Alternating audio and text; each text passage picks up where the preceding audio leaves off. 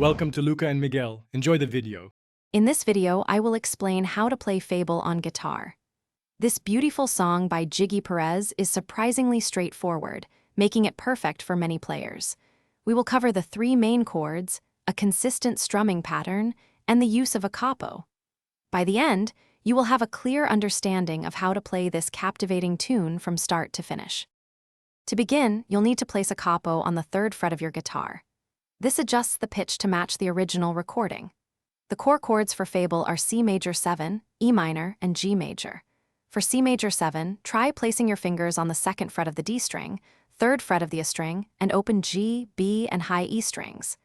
E minor uses open low E, 2nd fret on a D, and open G, B, and high E. G major is typically 3rd fret low E, 2nd fret A, and open D, G, B, and high E. Practice transitioning between these three shapes.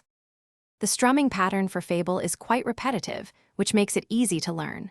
A popular rhythm is down, down, up, played twice for each chord. This means you'll perform a total of 6 strums per chord. Keep your strumming hand moving consistently to maintain a smooth flow. Aim for a gentle, even attack to capture the song's reflective mood. Once you have the chords down, integrating this rhythm will bring the song to life. The beauty of Fable lies in its simple, repeating structure. The chord progression of C major 7, E minor, and G major cycles throughout the entire piece. There are no complex changes or bridges to memorize, just this consistent pattern. To master it, start by practicing the chord changes very slowly, ensuring each note rings clear.